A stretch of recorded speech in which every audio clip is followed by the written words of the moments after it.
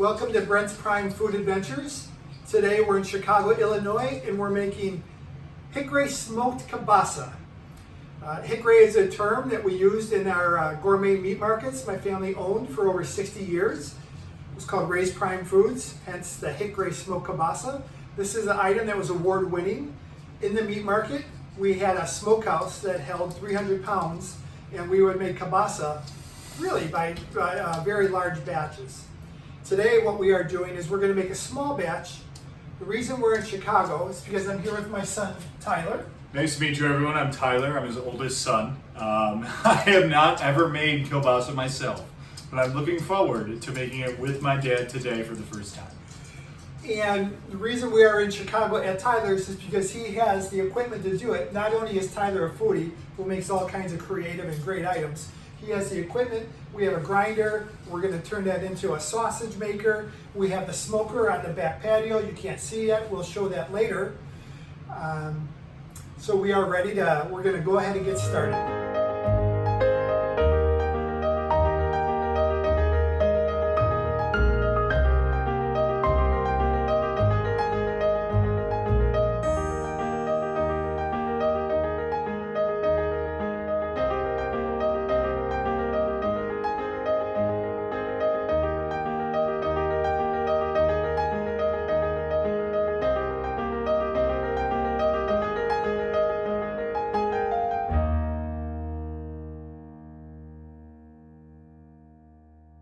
So let's walk through what we have here today, right? So we have ground beef.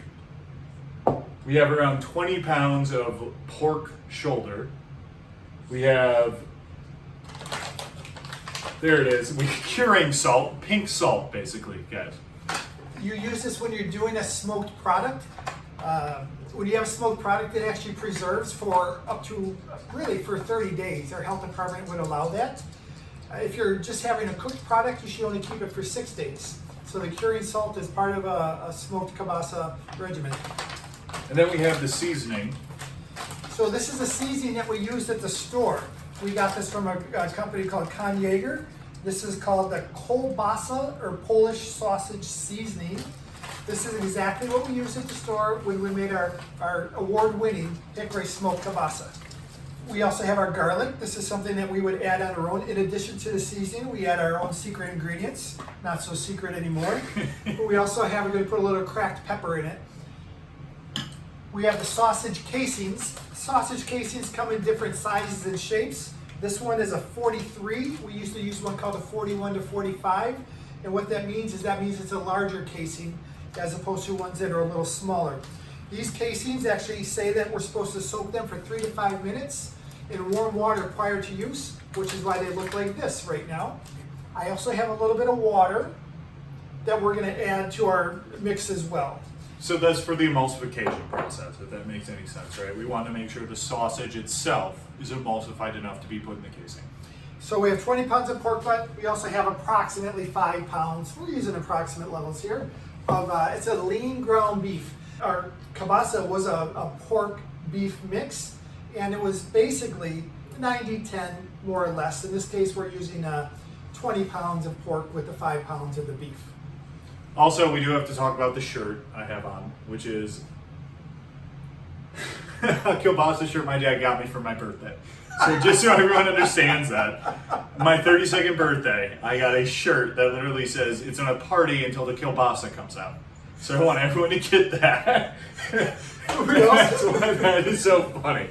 And we also have, this is an apron from the store. The store was called Raised Prime Foods. I was actually the last owner the last 10 years of it.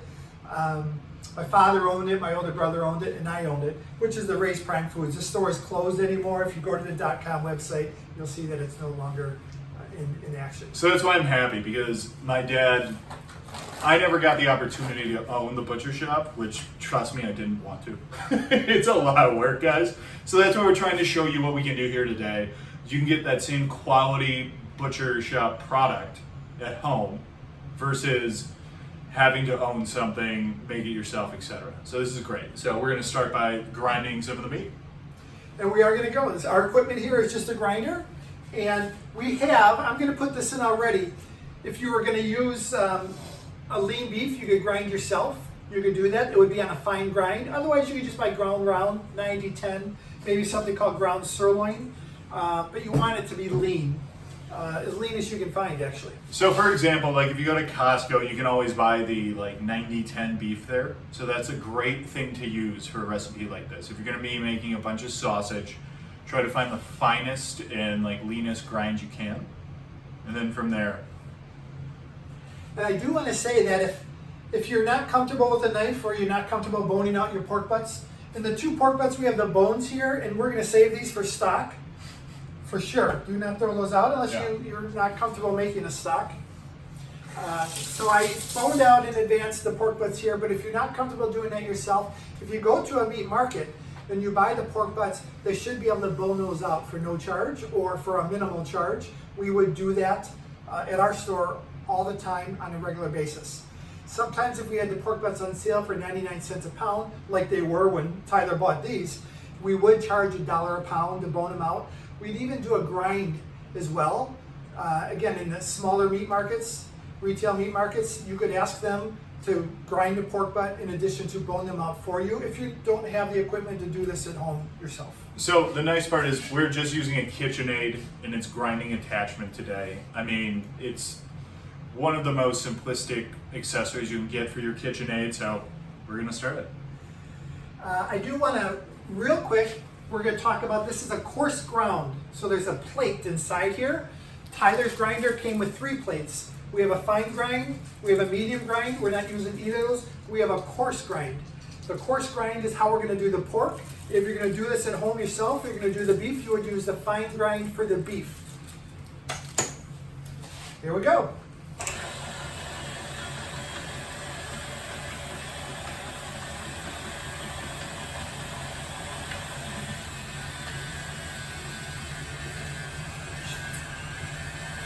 What we have here is called the plunger.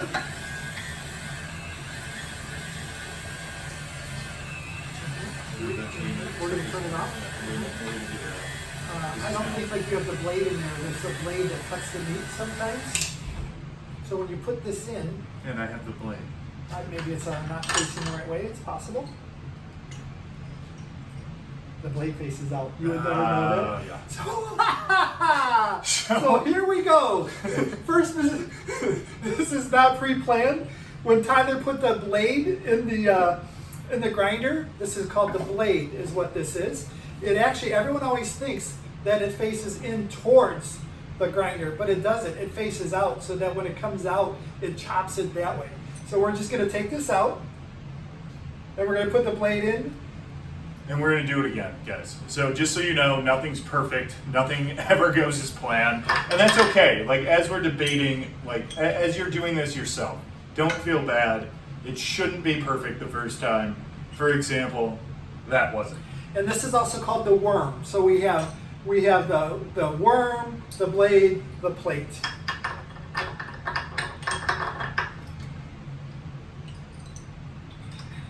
And this is the first time Tyler's using this, so who knows how to put that blade in like that.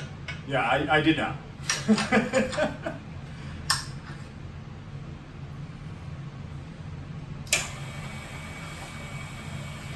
All right. Let's try this again. Now that we're back. So after we've cut the pork butt, we're going to go ahead and put it into the grinder. I've cut it into strips. You'll see the strips like this. This grinds better cold than warm, by the way. So this was recently taken out of the refrigerator. I still feel the chill in it. This is also a plunger, and this plunges the meat down. Yep. And now we're going to try.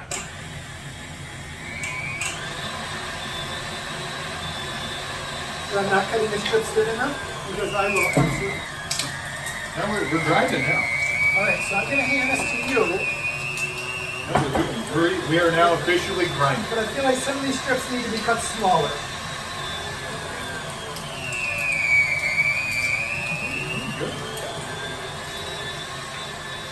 What we would do at the store, we had a cover here. And because I could feel the meat hitting me, but this does not come with a cover. So it just means that it comes with a little bit of extra kitchen cleanup. Is what it comes with. I'm just cutting these strips a little smaller. No, that's perfect. I hear Tyler say that, but I feel like it'll go faster too, so no harm. So obviously, guys, this is going to take 30 minutes now. What I want to say is that this is a coarse grind pork, and it was a fine grind, the lean beef. And when you make a coarse ground pork kielbasa, what you're doing is you're making something called a holiday sausage. So in Michigan, the brands that we would get holiday sausages were from Kowalski as well as Dearborn. And what we would do, that was a Christmas specialty, and it was coarse ground. So if you're going to buy a typical kielbasa, which you're going to find in a grocery store, it's all fine grind, and it's a little mushy. So the reason that we do the coarse grind is just to give it some more bite, almost like you bite into a steak. When we were making it in the store, we were making 300 pounds at a time. We would use pork fat, and we would save. We saved all our own trim at the store as we're cutting pork chops and pork steaks, and we would freeze it in 10-pound bags. So we would take it out because if we're making 300 pounds of kielbasa, we're going to need approximately 150 pounds of what we would call 50-50, which was part lean and part pork. And the 50-50 we would grind fine, just because we don't want any gristle. You do want some fat in the product. So you're welcome, if you're going to have a pork fat, like I'm talking about, you're welcome to grind the pork fat on a fine setting, or with a fine plate. But what you definitely want to do is you want to make sure that your pork itself, the product, the lean, is the coarse grind.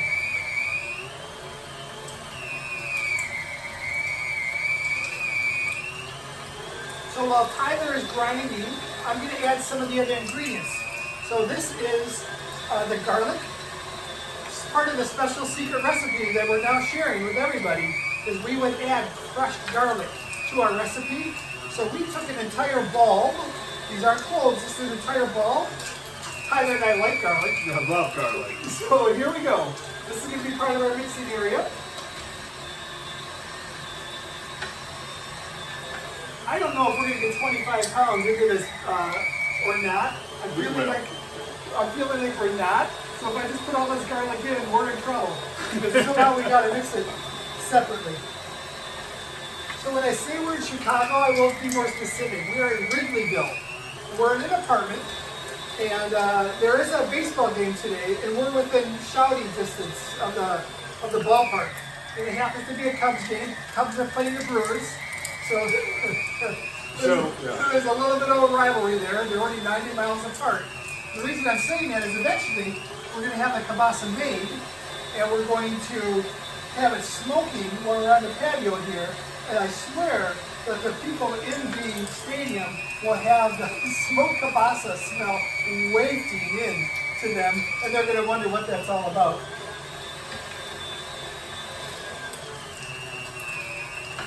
This grinder, by the way, will also be the sausage maker.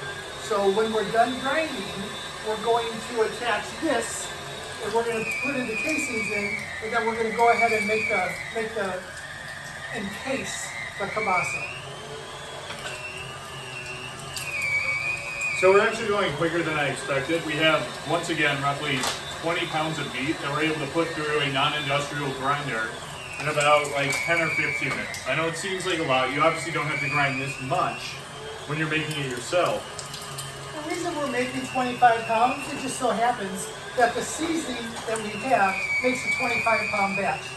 So we don't know if 25 pounds will fit on the smoker. It's a pellet smoker. We'll see that later. And if it doesn't, then we'll just smoke it in 2 batches. It's gonna fit. So, the second secret ingredient, in addition to the seasoning and the curry is not really part of the seasoning, and the garlic, is a coarse ground pepper. Tyler, is this set on the coarse setting? Yes, it is on the coarse setting. So I'm going to come around while we're grinding. And I think I'm going to try not to be in Tyler's way. And we're going to just start grinding Yeah, that's kind of fine. Now, is there a way that we can make that coarser? Yeah, Jessica, could you grab the pepper, quick? Let's just see. Maybe this is coarser. There it is. Yeah, now we're coarser. Is it? Okay. So I said, oh yeah, that is. And you can see that I'm not measuring the pepper, so what I will tell you is that you put in the pepper as you see fit, okay? So if there's one thing that our family does not do well, it is explain actual measurements of anything. Hey Jessica, I need a teaspoon though, a measuring teaspoon, because the cure calls for 5 teaspoons. It's gonna be in the store. You sure right here? Yeah. Okay, awesome. Grind Who's it having fun today, guys? We're making kielbasa. We're not just making kielbasa, we're making the old Ray's Prime Foods Hickray Award Winning Smoked Kielbasa recipe. So the best part, guys, is I've never used the grinder before. I've never done any of this before. So when I talk about making 300-pound batches, I want you to imagine walking into a meat store, a gourmet meat market, and it's full-service counter, and it's 60 feet. We had the largest meat counter. We were in an area called Downriver, which is south of Detroit. We had the largest meat case down, in the Downriver area. And what we would do is we also had the smokehouse in a corner of the store. And we loved to smoke products because it was right there in the store on a really busy, like a Saturday or a Sunday, because you'd walk in and everyone would just go, what is that delicious smell? So that was part of my business model, was walking into a store that smells wonderful. So now I'm going to ask Tyler, we're going to go to the cure. Again, I want to say the cure allows the smoked product to last up to a month in the refrigerator before you have to throw it out. So we had a health department, very specific, that would come into the store on a regular basis, and one of the things they would say is that if you have a raw product, you should only keep it a day or 2 before you freeze it or use it. If you had a cooked product, so let's say we're gonna cook some of this kielbasa and we're gonna eat it for dinner tonight. Doesn't that sound good? Of course we are. We're gonna do kielbasa and kraut, guys. The most Polish thing you can think of. And you get the chef's kiss for the kielbasa and kraut we're gonna have tonight. But what the curing salt does is when you smoke a product, like even if you were going to make a beef jerky and we were going to do a brine for the beef jerky, or if we were going to do smoked turkey breasts, we're going to do a brine for the smoked turkey breasts, you would add the cure, and this allows the smoked product to last a month. So instead of 1 or 2 days if it's a raw product, or instead of 6 days if it's a cooked product, a smoked product will last 30 days in your refrigerator if refrigerated properly. So Tyler, we need a teaspoon. We're going to add 5 teaspoons. It's 1 teaspoon for every 5 pounds. Tyler will take care of that. And then what I'm going to do is I'm going to take our seasoning. So we used to have our own proprietary kielbasa seasoning, and we used to make it.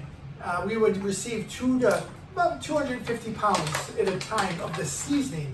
Imagine how much that is. And it had a lot of the ingredients that you would find in a typical kielbasa seasoning. The company stopped making it for us at the store. So then we scrambled to see what could we find that was a similar seasoning, and we really did a lot of research. And this is the one again, I'll say, it happens to be KitchenAid. I believe they're, if I remember right, they're in Pittsburgh, or they're in the Pennsylvania area, it doesn't matter. But any kielbasa seasoning, you can make your own, you can Google it. So one of the things I want to say is we're not using gloves today. It's because it's homemade, guys. Like, yeah. think about it this way.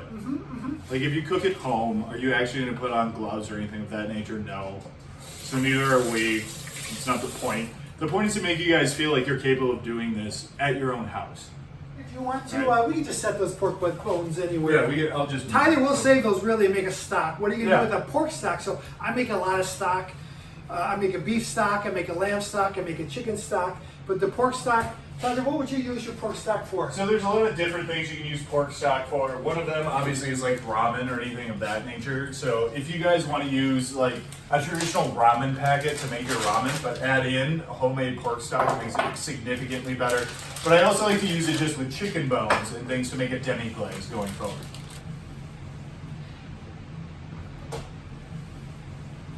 So if it's any consolation, I'm in like enterprise tech sales. This is not what I do at all every day by far. And now my dad is shoulder deep in a pot of meat. So I want that to be understood. We're mixing by hand. So when we would make this in the store and we were making a batch, I had a mixer that you would, this grinder is much bigger. This is not the grinder we used at the store. This is a home grinder. It's a giant mixer that had blades that would turn. And so now we don't have that though. So now we are hand mixing. Which isn't bad, guys. Just so you know, like hand mixing anything, especially meat. I know some people might be turned off by that, but it's fine. Just wash your hands, do anything. Specifically, pork is okay, right? Pork and beef is what we're using. There's no trichinosis anywhere. Yeah, we're not going to talk about, if it's a chicken, we have a little bit of a different story. You'll learn as we talk about chicken in future, in other episodes. So what we're looking at right now is quite a great texture. Like, so we're thinking about this, right? It is still firmish to the touch as you pull, but it's not completely solidified in any way. I was so particular when I was boning the pork butts. Gristle is something that when you make a sausage, any kind of sausage, I hate it. So this was something I made sure that it's just meat in this. When we eat this tonight and then in the future, we're going to make... And by the way, we will be eating it on camera for you guys. I don't know about that. We will. We're not going to make you eat anything that we don't. I live in Boulder, Colorado. I flew in to Chicago specifically to make this kielbasa together with Tyler. True story, we're having fun. Tyler took the day off work today. And Tyler, what I think I'm going to have you do is while I'm doing this hand mixing, I'm going to have you disassemble the grinder and see if we can't figure out how we're going to make the sausage next. Because we're not exactly sure how we're going to do that. So now what we're going to do is while I'm continuing to mix, because when you mix something, you really want every piece of product, even if you're making a Caesar salad, it could be lettuce. Everything is supposed to have an equal amount of the ingredient. So I can still feel in here that the spices and the ingredients have not been properly mixed. So I'll take the time to do it right. And while I'm doing that, we're going to do, Tyler has put the sausage stuffer together. I want to say again, this is the first time that we're using this. There's my sausage stuffer at the store. We had two. We had a sausage stuffer that you would crank like this with a hand, and that would put the pressure down, and then the sausage would come out. My right arm is still bigger, my right bicep, than my left bicep from all the sausage I've made over the years. Also, it's any consolation, Dad, how about the finger you don't have anymore? We won't talk about that. I do have a finger that was reattached. I'm not even sure. I don't even know how many people realize that. It was just a tip. It was okay. It wasn't the whole finger. It was just a little bit of the tip. The point is, guys, you should be having fun with your family when you do stuff like this. So now we are I'm continuing to mix. I'm not done mixing. And what we're going to do is we are going to take the sausage casings and we're going to soak them, like the ingredients say, in the warm water for 3 to 5 minutes. Realize that if these sausage casings, this is not a brand I'm familiar with at all. This is not how the sausage casings came in the store. We get batches that were covered in salt that would make 100 pounds at a time. This is a retail product that you got on Amazon, yeah. On Amazon? Okay. So it was like $6, guys. It's not that difficult to acquire.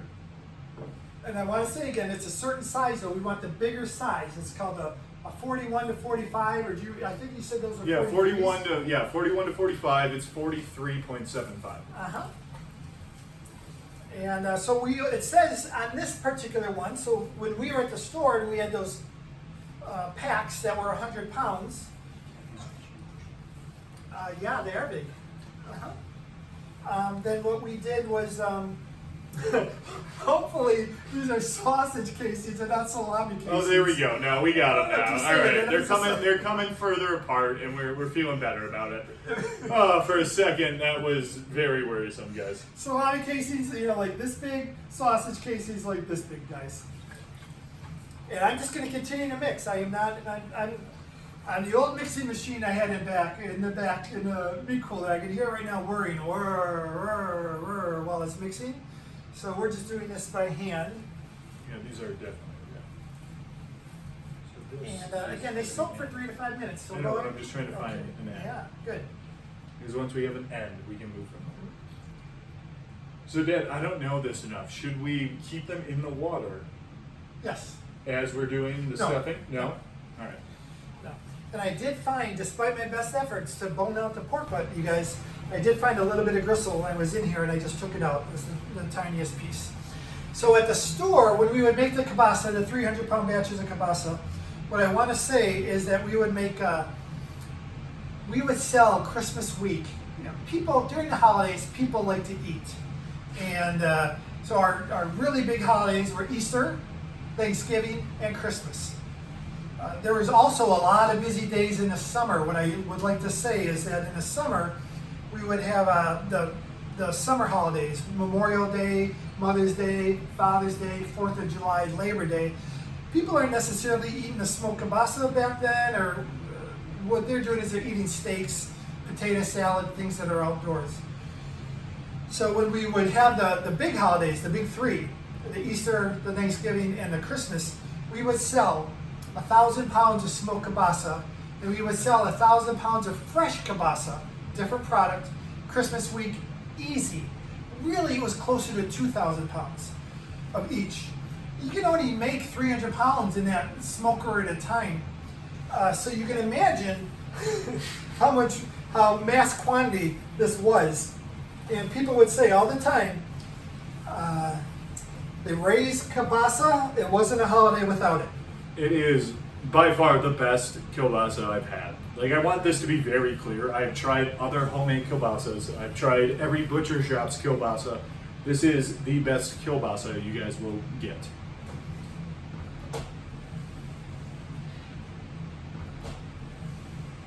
And what we're doing here is I'm finding the beginning of the casing, and we're going to put this casing on again.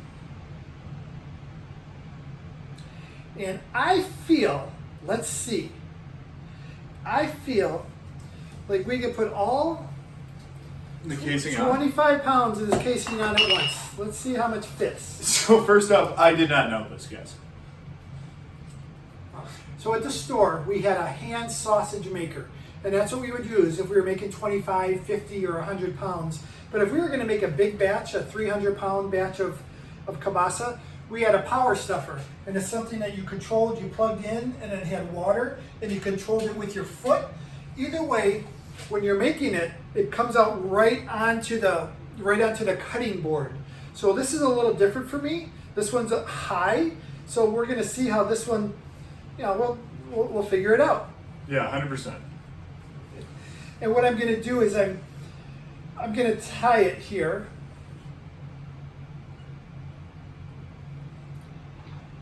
And I'm going to see how this works, to be honest, because I feel like I'm getting some extra air in there. And there's a product. We're going to just use a sharp knife here for this. But there's a product, we just called it a poker, that you would let the air out, because you get air within these casings. And after you get the casing out, you would poke it with the poker, and what they'd release the air. So basically what we're going to do is we're going to like just punch little holes in the casing so it doesn't explode out of pressure. Yeah.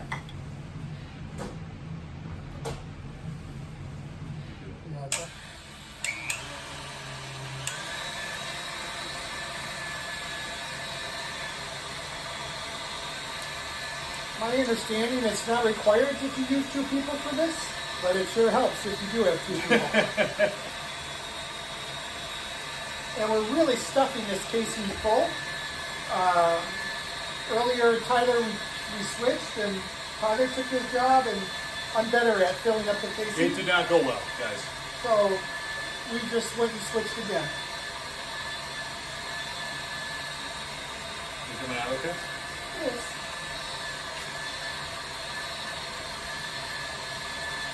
And I know it looks a little brownish, but that's okay. This is exactly how the kielbasa looks. We took a little break in between switching the angle, and we cooked some up. It's delicious. It's very good. We can't wait to get some smoke on it.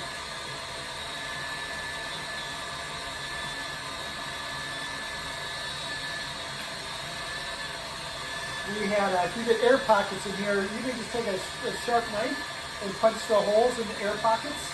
We're doing a good job of filling it without the air. He is, by the way.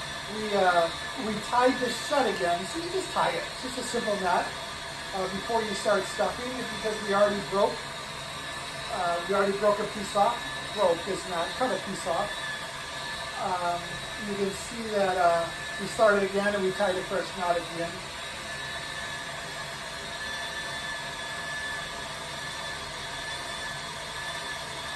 You do not have to use a KitchenAid mixer or a KitchenAid appliance to stuff your sausage. There are plenty of other sausage stuffing options that are out there.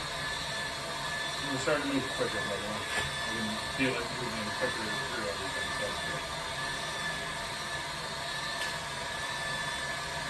So. Since we took a break, I did just re-wet. I put a little bit of fresh water on the casings just to keep them moist and pliable. So I still can't get over how good this sausage is. It's really good. We like the extra garlic and the extra black pepper. There's so many different Polish sausage seasonings that are available. Some of them for the smoker have the cure already added. So you have to pay attention. Maybe talk to a customer service rep if you're not sure and you're buying online, or talk to somebody where you're getting it. Again, this is one where we added the cure, or the pink stuff is the nickname for it, was at the store. Look at Tyler's muscles. He was about my size. he was about my size before he started pushing it through. I was gonna say, you have no idea how wrong my dad is. So somehow he's the tallest one in my entire family up until me and my brother. We realized as we were making this, one of the reasons it was taking so long is we still had the blade from the grinder inside. And as soon as we took that out, it started coming out a little faster. So it's not that we don't know how to make sausage, we do. It's that we're using this KitchenAid for the first time. And just like any equipment you use for the first time, you figure things out. Yep, it's trial and error. 9 times out of 10, you're going to use it wrong the first time. So we had taken out the plate already. And what we recently took out, Wayne, my old employee, if you're out there watching, we had the blade still on there. And that was basically pushing against the sausage as we were pushing it out. And as you can tell, we're filling it up much quicker. We're getting air into things which we don't need necessarily, but we understand that means that the entire process is now moving faster than originally we were doing. So one of the things you're seeing me do is get the air out. I just poke it with a knife. At the store, we have a 2-prong pricker. That's just what we call it, a pricker. And we would use it to get air out. Okay, here we go. We're still making our kielbasa here. And I'm running to the end of the casing. So I wanted to show what we do when we get there. We're going to tie it shut and then just put on the next one. So who here is old enough to have watched Mutual of Omaha? No one. Because there was a gentleman named Jim that would always be the one that would get in trouble, while the other person, I think his name was George, would film everything. So Tyler, his name was Jim, and they'd be, oh, look at Jim wrestle this alligator, and look at Jim get trampled by this rhinoceros. So in this case, look at Tyler, push through the sausage, while I sit and hold the end. So once again, guys, I want you to get how much sausage we're putting through a non-industrial product. if we can move the camera, which we will show you the feats of sausage we make. Like, it is taller than both of us combined. Yeah, Jim's gonna get wrapped up by this anaconda snake. while we film. Get him, Jim! Good Lord. So here we have Tyler pushing through. Again, I just want to say, before he started, his arms are like this big. His biceps. They were very small, trust me. This is all, if you make sausage, you'll get as big as they.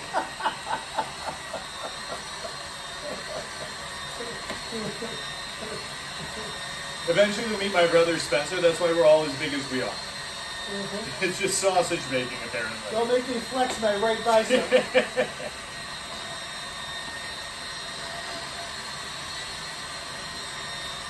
Okay, we're coming to the end. I'll just go ahead and turn it off. Okay. Alright.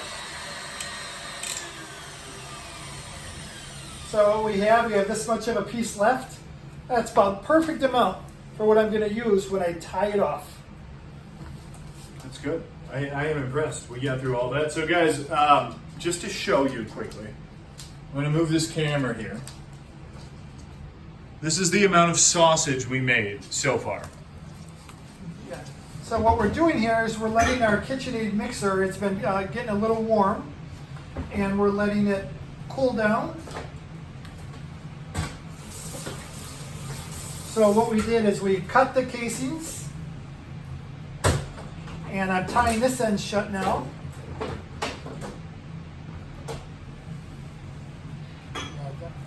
Okay, so we have our first link. We stopped the KitchenAid mixer. It's feeling a little warm.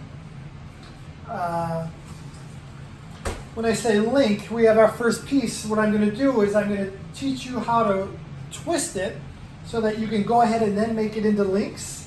And what I've done is you can see that I've been packing this a little too tight because it's going to be a hard twist. I want a little bit more play in the casing. But once you do that, you just turn this, you pinch it, and I already did on this side, but you pinch it, and then you twist it. And this is nothing more than how you make your links. And then we're going to have it like this, and there you go. Those will be our first 3 links that we're going to put on. You never cut your links until after they're smoked. So these are our first 3 links. I've pinched them, I've twisted them. They're ready to go on the smoker. We're not going to do it until we get all of it done. But I want to say again, it's very important. You do not try to end and tie each link. What you try to do is you try to make as big of a piece as you can, and then you roll it and you twist it so that you can make your smaller links. Okay, so now we're going to go ahead and we're going to put on the casing again. If you don't remember how we did this the first time, we're doing it again.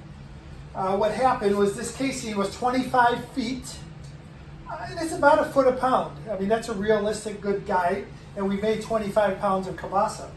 And we were going to put it all on the tube at once, and we decided, no, let's not. Let's do a little bit, and then do a little bit more. So now we're doing that part that's a little bit more. And one of the things that's tough to see, but we took it out of the water where it was soaking, just staying moist, and there's some water on the counter here now. And when we were doing this in the meat market, we always had water here because it helped the sausage when it was sliding. So just more cleanup. But it's okay that you have a little bit of water on your counter. Yeah, but it's easier to use everything. Like, you want to be able to move sausage around. You don't want it to be sticking to your surface, which is where the water comes in. Are you sure you didn't work in that meat market, Ty? Unfortunately, yeah. God. Okay, now I'm tying it. Again, it's just a regular knot. It's a regular knot. It's not like we've all done these thousands of times in our life. All right, we're ready. Let's go, Jim. We're back again. Yeah, you saw my reference to Mutual of Omaha. It was a wildlife show. It was in the 60s, so you kind of got to be a boomer. I was going to say, I thought you were talking about the insurance company. Yeah, it is. Oh, it is? Yeah, but they did, no, maybe it was called Wild Kingdom, Wild America, maybe. And it was sponsored by Mutual of Omaha.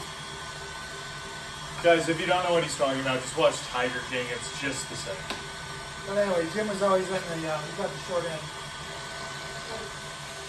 We're at the end of, Tyler's almost done stuffing the sausage through. I'm almost done holding the casing.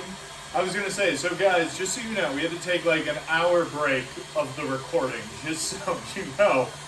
But basically, we're finally done here. We're at the end, so my dad's gonna show you guys how to seal it off, and then he's gonna wrap up the sausages in the links. Just link it.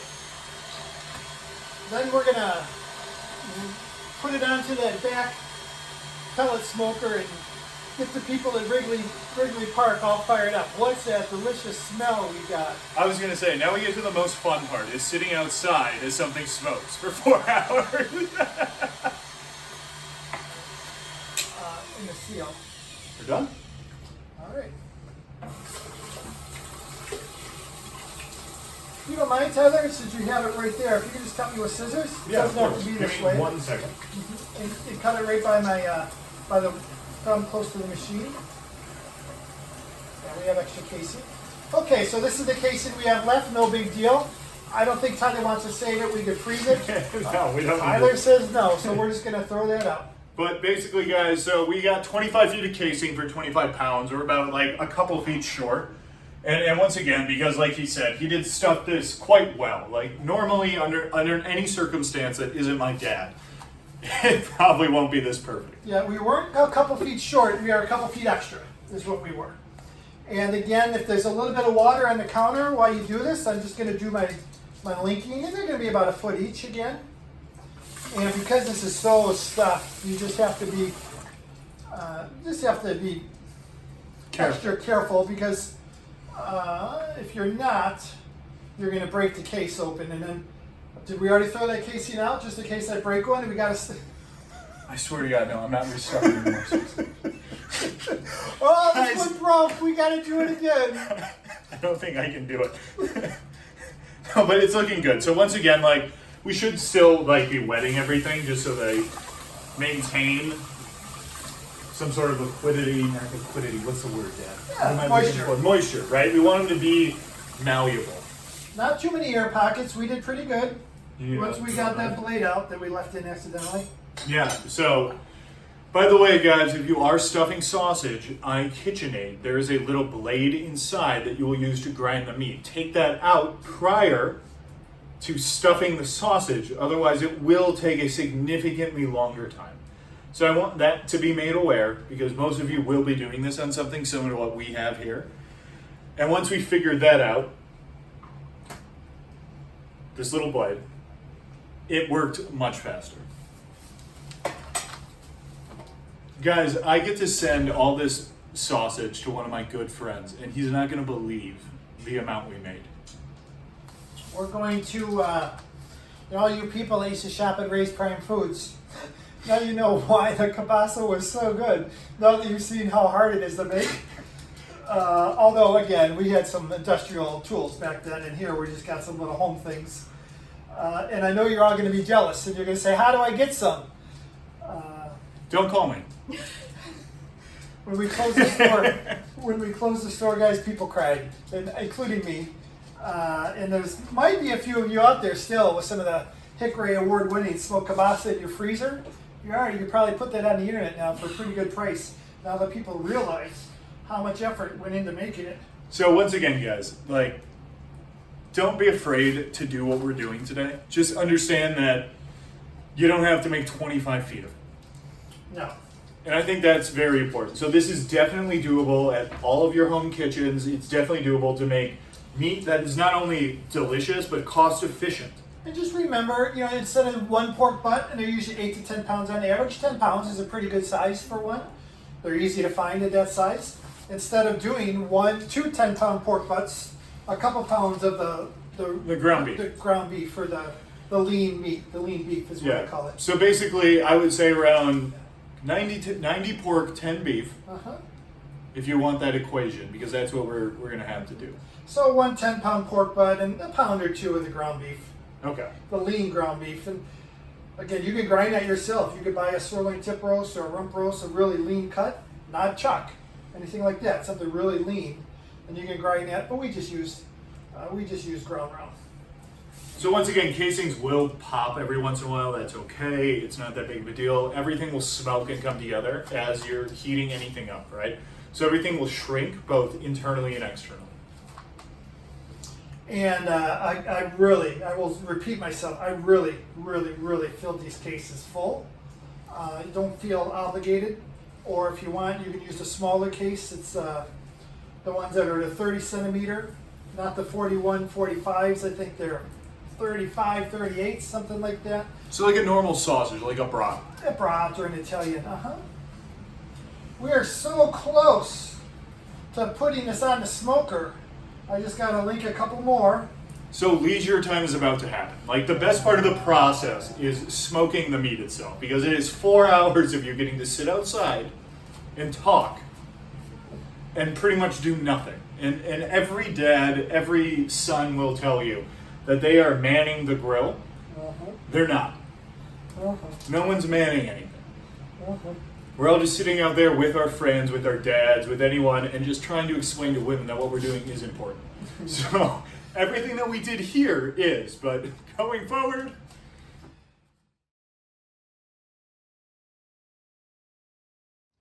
Okay, now we're in Tyler's backyard. Before we rectag, I just want to show you what we have. We're in an apartment. And now we're going to come back to, it's a beautiful day in Chicago, by the way, as you can tell. Okay, now we're back to the pellet grill. Tyler, will you open and show me where the pellets go in again? Yeah, definitely. So basically what we're dealing with, right, so it's a pellet smoker. They go in the side here.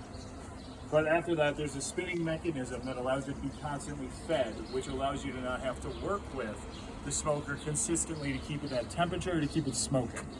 Do you feel like that's enough pellets for our approximate 4-hour smoke time, easily, grill time? Okay. Easily. And what flavor, what are we using? Hickory. Hickray. We're not, you could use whatever you want, anybody, but we are using Hickray because it was a Hickray smoked Polish kielbasa. And Hickray was Hickray. And once again, guys, it's not that difficult. Like anyone who has a smoker at home should be able to do this pretty easily. We're just gonna pop these all onto the smoker. We don't have to even wait for it to warm up. We can just put them on. You have it, here's our kielbasa here. And what I wanna say is that when we had the 300-pound grill, oh, here's the smoke. Yeah, I know, It's good. Sticks that we would hang the kielbasa on when we had the 300-pound smoker, excuse me. But we don't have that. So what we're gonna do is we're just gonna lay it on here. And we are going to see how it turns out. So guys, once again, if you're doing this at home, it's really easy to do just because this is not going to be at a very high temperature. So nothing is going to stick, anything of that nature. As you can tell, there's a lot of smoke coming out. That's good. That's what we want. And just like that, we have 25 feet of sausage on and smoking. And now what I'm going to say also, woo, I'm going to shut it is what I'm going to do. Yeah, there you go. You can imagine when we smoked in the store, it was a liquid hickory smoke because we couldn't have fire inside the store, and it was an electrical, and it allowed us to control the smoke. We have the temperature set at 250. We're going to put a probe in, and we're going to cook it to about 160 degrees, and then we're going to let it set. As I think Tyler mentioned earlier, I'll say it again just in case you missed it. Pork, you do not have to cook anymore to 165 degrees, which is what you do for chicken. The reason you would do that back in the day is there was something called trichinosis that's been eradicated. So we could cook the pork to a lesser temperature. If I was doing a whole pork loin, something like that, you could cook it to 135, 140 if you would like. Because this is ground, I don't want to have, you've never heard of a medium rare kielbasa. There's no such thing. So we're going to cook this through to 160, and we figure that the last 5 degrees as it's resting, that's when it'll just, finish cooking through. And we'll also probe it in various spots. We're not going to take the first 160 we get. We're going to go to the thickest spots we can find.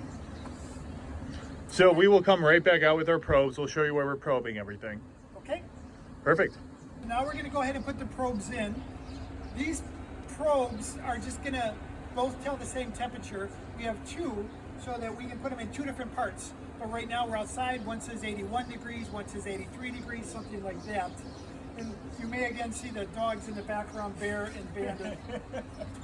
But yeah, so we're not gonna put the probes in. So that was interesting. You may remember that when we first opened it, the smoke billowed to hit me in the face. And now that we opened it again the second time, it was clear. Yep. It's Tyler's smoker. I've only used the big commercial one in the store. So we're gonna... So at home, yeah, basically you're looking for a very clear, like not billowy smoke the entire time you're doing it. And that's because it's just a more effective cooking process than say a traditional, like non-spiraling automatic smoker. Time to rest. Time to rest. Okay, we are having some internal temperatures, a little differences. One probe says 162, one says 47. It's been about 45 minutes. Again, we've been cooking or smoking at a 250 degree temperature. So what my plan is I'm going to flip the sausage. It's on racks. I'm used to it hanging. And then we're going to turn the temperature down to 220. And then we're going to Let it smoke for another hour.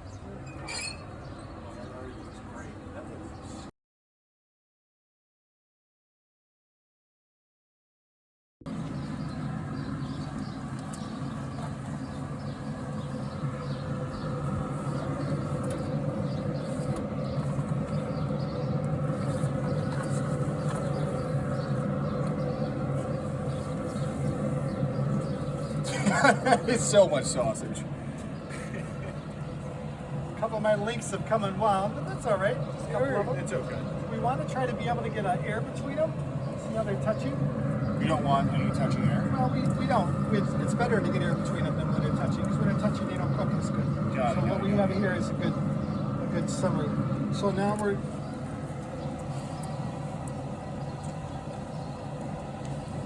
I was gonna say. Try to put this one on the right when you put it in. Oh, yeah, like that. Perfect.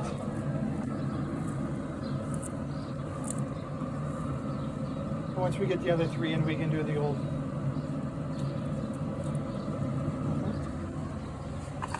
Yeah, when they touch one another, when there's not air between them, they get a white line, for lack of better terms, and it's, even though it's not as visibly appealing. Okay.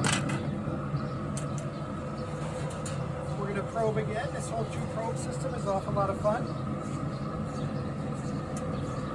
Let's do one on the bottom and one on the top. So I'll do one on the bottom. All right. Okay, yep, we're going to turn it down as well to 220. That was that simple. And something that I said I was going to do, that I didn't do, is we're going to spritz them. And what you do, we can do that now. I wish I did, maybe we'll have one more flip in us. But the spritzing, There we go. Spritzing.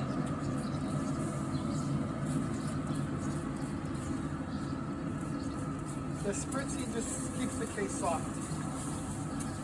So maybe we'll have one more flip in us. The casing.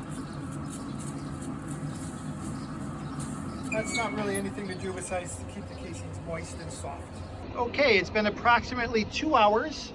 We started high and went low. We went from 250 to 220 to 180. You can see the temperature on the right. The kielbasa got as high as 175. I flipped it twice. I've spritzed it with the water twice. So that again is going to allow the casing to be soft. The setting, the top left that says low, that's extra smoke. That's the lowest temperature. 180. So 180. So I feel that it's done. So now we're going to open this up and see how it looks. It's been about 2 hours. Tyler is here. Daughter Ashley lives about a block and a half away. She's also in downtown Chicago in Wrigleyville. She's joining us for dinner tonight. She worked at the store off and on as a teenager, Ray's Prime Foods. And now we're going to go ahead and open this up, and I believe it's going to be done. Let's see how it has turned out. Voila! Woo! Oh, that looks great. Look at that. Voila! Look at that. Amazing. So we're going to go ahead and turn it off. we're gonna let it come down to room temperature. And tonight we're gonna have a dinner that is gonna include some of our Hickray smoked kielbasa. We also have some pierogies left over from a Polish restaurant that we went to last night. And then we're gonna make some sauerkraut. The sauerkraut, real quick guys, I actually do use a little bit of the sausage. I cut real small. I saute that in oil, usually avocado oil with some onion. And then I add the sauerkraut, and I'll add plenty of garlic and some white wine, if I haven't said that already. And that's how we're gonna go ahead and make our sauerkraut. Then we're gonna have a nice Polish dinner tonight, which will be the leftover pierogies, the kielbasa, and the sauerkraut that we're about to make. Pierogies left over from our Polish dinner last night, sauerkraut that we made here in the home. We did cut up some of the pieces of the smoked kielbasa we made, and we put that in with a little bit of the avocado oil, garlic, onions, white wine, and the sauerkraut. And then here is our kielbasa that we made today. This is a great Polish dinner. A little bit of sour cream for the pierogies. Bon appetit.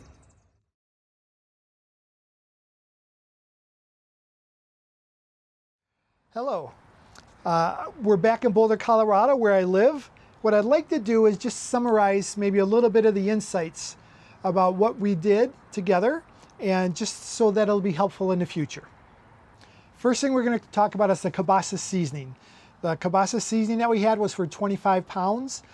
What we ended up grinding was only about 22 or 23 pounds. So we put the whole seasoning packet in, even though it was more than what was required, and the kielbasa came out a little salty. So the kielbasa is still delicious. It's way better than anything in the big box store.